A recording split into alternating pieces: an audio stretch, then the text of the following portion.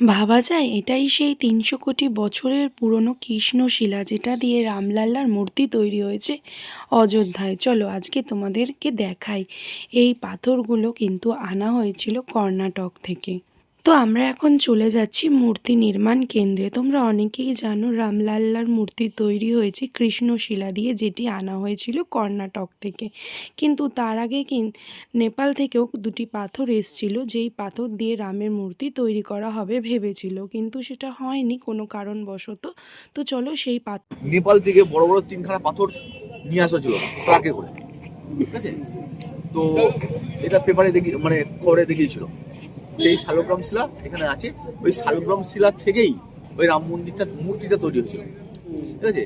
যেটা অবশিষ্ট আছে সেটা এখানে রাখা আছে, ঠিক আছে। সেটা আপনারা দর্শন করবেন। আর এখানে যেগুলো মূর্তিগুলো লাগানো হবে, সেই মূর্তি তৈরি হচ্ছে আর বড় বড় হবে, সেগুলো আপনারা দর্শন করবেন। করে আমরা যাবো পরের স্টেপ। এই যে দেখতে পাচ্ছ এই পাথরগুলো কিন্তু নেপাল থেকে আনা হয়েছে, যেটা তোমরা মন্দিরের গর্ভগৃহে দেখতে পারবে অনেক রকমের ছোট ছোট মূর্তি দিয়ে সাজানো আছে। সেই মূর্তিগুলো এই শিলা দিয়েই তৈরি হচ্ছে, কিন্তু রামলাল্লার যেই মেন মূর্তি গর্ভগৃহে প্রতিষ্ঠিত আছে, সেই মূর্তি তৈরি হয়েছে কর্ণাটকের কৃষ্ণশিলা বা কোষ্ঠী পাথর। এই পাথরগুলো কিন্তু আনা হয়েছে কর্ণাটক থেকে, যেটা আমি ভিডিও এডিট করতে বসে আমি কিন্তু দেখেই সার্চ করেই বললাম। তো ভুল ত্রুটি হলে অবশ্যই ক্ষমা করো। অনেক কিছুই কিন্তু এখন গুগলে জানা যায়, যেটাতে আমি জানলাম যে রামের মূর্তি তৈরি হয়েছে কৃষ্ণশিলা কোষ্ঠী পাথর দিয়ে। এই পাথরগুলো দেখতে পাচ্ছ, এটা কর্ণাটক থেকেই আনা হয়েছে। পাশে লেখা আছে দেখো। তো এখান দিয়ে ডোনা দেখো একটু নম করে এই ১ টাকা দিয়েছে। ডোনা তো যেখানে দেখছে যে টাকা পয়সা দেওয়া আছে ওখানেই দিয়ে দক্ষিণা দিয়ে একটু নম করে নিচ্ছে। তো সত্যি এই পাথর থেকে তৈরি হয়েছে ভাবলেই কেমন জানি একটা গা কাটা দেয়। আর এটা দেখো, এখানে ছিল কি সুন্দর ওই ইয়ে বাজায় না, ওই ঢাক টাইপের নাকি তাই বলে। তো এইটাই ঢাক। তো খুব সুন্দর, ডোনা একটু বাজিয়েও নিল। বন্ধুরা, এটা কিন্তু একটা কারখানা। দেখো এখানে আছে রামজির ধনুক বানানো হয়েছে, তীর ধনুক। ওদিকে হনুমানজির গদা, আর ওই দেখো ত্রিশূল বানানো হয়েছে। এগুলো সব ডেকোরেশন, মানে মন্দির আরও সুন্দর করে সজ্জিত করাবে বলেই এত কিছু আর কি তৈরি করা। খুবই সুন্দর হচ্ছে মূর্তি রামের, রাম ঠাকুরের কি সুন্দর লাগছে। জয় শ্রীরাম। চলো এবার ওই মূর্তিটা কোথায় তৈরি হয়েছে, শ্রীরামের মূর্তি, সেই মূর্তি নির্মাণ কার্যালয় তোমাদের নিয়ে যাচ্ছি। এটা ভীষণ বড় একটা কারখানা। এখানে খুব সুন্দর সুন্দর মূর্তি কিন্তু এখনও তৈরি হচ্ছে, যে এইগুলো সব রাম মন্দিরের প্রতিষ্ঠিত করা হবে। কিছু মূর্তি সাজানো হবে। তো সেই মূর্তি চলো তোমাদের সঙ্গে শেয়ার করি। তো এই হচ্ছে বন্ধুরা, যেই এত রঞ্জিত মন্ডল, আসাম থেকে এসছে এই কাকু। তো ইনি কিন্তু সব মূর্তিগুলো নির্মাণ করেছে। রামের মূর্তিও কি আপনি নির্মাণ করেছেন? রামায়ণের রামকথার। আচ্ছা, এইগুলো সব আপনি তৈরি করেছেন। বাহ, খুব সুন্দর হয়েছে। রামকথায় অযোধ্যায় সাজানো হবে মন্দির আরও সুন্দর করে সজ্জিত করার জন্য যেই ছোট ছোট মূর্তিগুলো তৈরি হচ্ছে দেখতেই পাচ্ছ, যেটা রামের ছেলেবেলা, তা রামের বাবা মায়ের সঙ্গে, মায়ের সঙ্গে, সবার সঙ্গে কাটানো মুহূর্ত, যেটা ছোট ছোট মূর্তি হিসেবে তৈরি করা হয়েছে, সেটাই এই কাকুটা তৈরি করেছে, যেটা তোমরা দেখতেই পাচ্ছ। রাম এখন রামের ভাইদের সঙ্গে দাঁড়িয়ে রয়েছে এই ছবি মূর্তিগুলো। এই যে ৫ ভাইকে একসাথে তুলে ধরলাম বন্ধুরা, তোমরাই দেখে নাও। খুবই সুন্দর। এই সেই তারকা রাক্ষসী, দেখো ঠিক বললাম তো? ডোনা রাক্ষসী দেখতে চেয়েছে, ও খুব এক্সাইটেড, তাই বললাম যে দেখে নে ভালো করে রাক্ষসীকে। তুই দেখতে চাইছিলিস আজকে ডোনা, দেখালাম তো। চলো। আর এই যে তীর ধনুকের শিক্ষা দিচ্ছে। ওরে বা, ও সবাই মিলে রাক্ষসীকে আর কি বধ করার, রাক্ষসী বধ চলছে এইখানেই।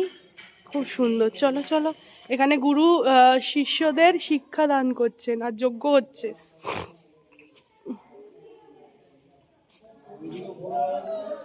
ওরে বাবা, মায়ের কোলে। জয় শ্রীরাম জয় শ্রীরাম। খুবই সুন্দর।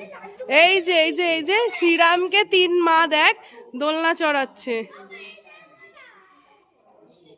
দেখো কি সুন্দর, এই যে মূর্তিগুলো কালার করা হয়েছে, ভীষণ সুন্দর। ও একটা ছবি তুলে, হনুমানজি, স্বয়ং হনুমানজি রামের রক্ষার্থে একদম রাম সবার সামনে। আর দাদাকে সঙ্গে দেখো, ইনি হচ্ছেন কিন্তু শিল্পী, ঠিক আছে। এই যে এত সুন্দর করে যে তোমাদেরকে দেখালাম, এত সুন্দর সুন্দর মূর্তি যিনি প্রতিষ্ঠা করেছেন এই দাদা। জয় শ্রীরাম। এই যে এখানেও একটা মূর্তি প্রতিষ্ঠিত করা আছে, প্রতিষ্ঠিত দেখি এটা কি, কোন ঠাকুরের মূর্তি? ও এটা তো আমাদের মহাদেব সোমনাথ, হর হর মহাদেব। চলো ওপরে যাব না এখান দিয়ে, চলো। বছরের মধ্যে ওই রাম মন্দির উদ্বোধন হয়ে যায়। তো আপনারা এই রাম মন্দির দেখতে এসে দেখছেন যে এখনো রাম মন্দির যা তৈরি হচ্ছে, তো 4 বছর সময় লাগবে এত। তাহলে এই যে রাম মন্দির মেন ধাঁচা, তো এইটা এত তাড়াতাড়ি কি করে হলো? এটা 50 বছর বেশি এখানে এই ডিজাইনগুলো তৈরি হয়েছে। এখানে যে রাম মন্দির দেখছেন তার ডিজাইন হয়েছে, এখানে পাথর কেটে কেটে খোদাই করে এখানে হয়ে এখানে জমা ছিল। যখন কোর্ট অর্ডার দিয়েছে যে হ্যাঁ রাম মন্দির হবে, সঙ্গে সঙ্গে সাফাই করে রাম মন্দির ট্রাস্ট যারা আছে সাফাই করে ওখানে মন্দির নির্মাণ করতে শুরু করে 2 বছরের মধ্যে মোটামুটি ধাঁচা তৈরি হয়ে গেছে, হয়ে ওখানে উদ্বোধন হয়ে গেছে এবং দর্শকের মানে আমাদের শ্রদ্ধালুর জন্য ওখানে আমরা দর্শন করতে পারছি। এবার আস্তে আস্তে ধাপে ধাপে হলো। তো সেই জন্য এইখানে সামনে দেখুন একটা যে রাম মন্দিরে যে কী রকম হবে মডেল, সে মডেল এখানে আছে। এই মডেল অনুযায়ী রাম মন্দির হয়েছে। আর এই ভিডিও ঘুরে আসুন, এখনো কাজ হচ্ছে। ওই যে পাথর দিয়ে লাগানো হচ্ছে না, এখানেও কাজ হচ্ছে, ওখানেও কাজ হচ্ছে, সব রকমই কাজ হচ্ছে। তো সেই জায়গাটা ঘুরে আমরা, এই মডেল 100 বছর আগে থেকে প্ল্যানিং করা। আজকে রাম মন্দির হয়েছে এমনি এমনি হয়নি। এই মডেল প্ল্যানিং করা যে এইরকম মন্দির পুরো দেখুন, এই সেম মডেল সেম মন্দির তৈরি হয়েছে। আমাদের ভারতবর্ষে নারী শক্তিকে কেন প্রাধান্য দিয়েছে তোমরা জানো?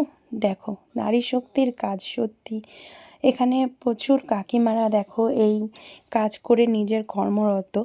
তো এখানে দেখো খুব সুন্দর করে যেই রাম মন্দির যে প্রতিষ্ঠিত হয়েছে, যেই আমরা দেখতে পাচ্ছি বিম তৈরি করছে, দেখো বড় বড় সব বিম তৈরি হয়েছে, সেগুলোই কিন্তু ঘষে মজে এখানে তৈরি হয়েছে, যেটাকে আমরা বড় বড় পিলার বলি। তো এই কাঠামোগুলো কিন্তু এই মহিলারাই তৈরি করছে। অবশ্যই মেশিন আছে, মেশিনের সাহায্যে কেটে তারপর এনারা ঘষে ঘষে মেজে সুন্দর করে তৈরি করছে। এখানে দেখো মন্দিরও আছে কিছু, পাথরের যে স্ট্রাকচার গুলো, যেটাতে আর কি রাম মন্দির থাম্বা তৈরি হয়েছে, সুন্দর মন্দিরের ওপর সুন্দর, যেই পাথরের ওপর সুন্দর সুন্দর মূর্তি স্থাপন করা হবে ছোট ছোট, তো সেই পাথরগুলোকেই ওই মহিলারা রেডি করছে।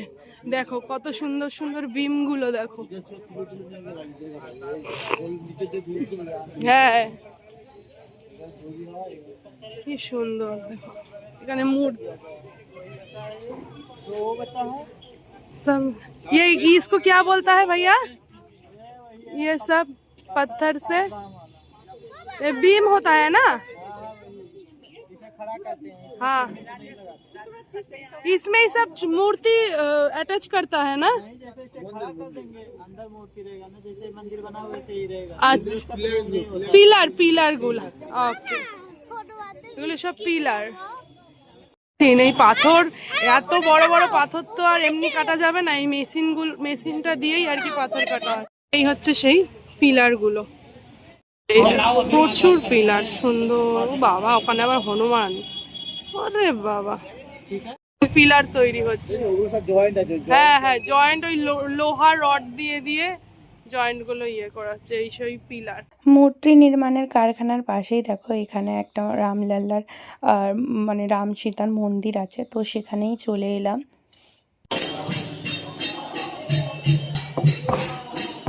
আমরা তোমাদেরকে এই ভিডিওয়ে দেখালাম অযোধ্যার রাম মন্দিরের যেইখানে মূর্তি নির্মাণ কেন্দ্র, সেটা তার পাশেই আছে 4 ধাম। আমি যেহেতু অযোধ্যা ট্যুর করেছি, আশেপাশে অযোধ্যায় কী কী মন্দির আছে সবই আমাদের ভিডিওয়ে দেখতে পারবে। আগের দিন অযোধ্যায় কোন কোন জায়গা ঘুরেছি সেটা আগের ভিডিওয়ে দেওয়া আছে, অবশ্যই তোমরা পারলে দেখে নিও। আর এখন দেখো চলে এসেছি জগন্নাথ মন্দির দেখছি। 4 ধামের মধ্যে জগন্নাথ দেব আছে, রাম ঠাকুর আছে, গোপাল ঠাকুর আছে। মন্দিরটা দেখো শান্তি, পুরো অন্ধকার, খুব শান্তির জায়গা। দেখো কি সুন্দর মন্দিরটা, মন্দির সুন্দর মন্দিরটা।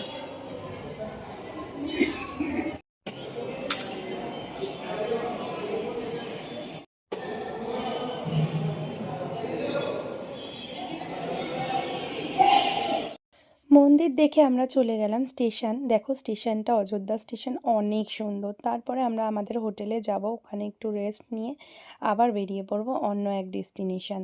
তো এখানে দেখো একটু ভিডিও শ্যুট করার জন্য এসছি। আমাদের ভিডিও শ্যুট করতে হলে কোন বন জঙ্গলেই না যেতে হয়।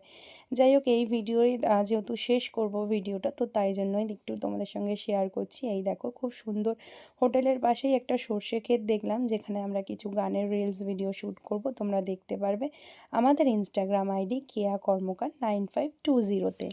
বন্ধুরা পেছনে দেখতো সর্ষে ক্ষেত, সর্ষে ক্ষেতে কিন্তু আমরা প্রচুর রিলস বানিয়েছি, যেটা অবশ্যই দেখতে গেলে যেতে হবে আমাদের ইনস্টাগ্রাম আইডি কেয়া কর্মকার 9520, অবশ্যই গিয়ে দেখো। তো চলো এবার হোটেলে যাওয়া যাক। সব বন্ধুরা আমাদের অযোধ্যা ভিডিও এখানেই শেষ করলাম, আবার দেখা হচ্ছে ট্রেনে, তখন ট্রেনের জার্নি শেয়ার করব। এই হচ্ছে আমাদের হোটেল শ্রীরাম মিলন। ও এইটা না, আমাদের হোটেল ওইটা, চলো দেখাই, দাঁড়াও আমাদের হোটেলেরও নামটা কি বলে দিচ্ছি। চলো এবার আমরা প্যাকিং করব, এবার যাব হরিদ্বার। তো ভিডিওটা এখানে শেষ করতে হবে। খাওয়া দাওয়া হচ্ছে, ওই যেখানে রাঁধুনিরা রান্না করছে, এই যে দাদা পরোটা করছে রাতের খাবার, আর এই কাকু এখন পরোটা ভাজছে। হেভি রান্না করে কিন্তু এরা, হেভি টেস্টি টেস্টি খাবার খাওয়াচ্ছে আমাদের। একটু তাকাও, তোমার মুখটা একটু দেখাও। মানে গরম গরম, ঠান্ডা হয়ে যাবে তখন। হ্যাঁ সেটাই। চলো এই যে খাওয়ার সময় খাবো। চলো তাহলে ভিডিওটা শেষ করলাম। আর এই যে আমাদের হোটেলটা ভীষণ সুন্দর হোটেল, এই যে নাম হচ্ছে শ্রীরাম মিলন প্যালেস। ঠিক আছে চলো এবার টাটা টাটা করে দাও বাবা।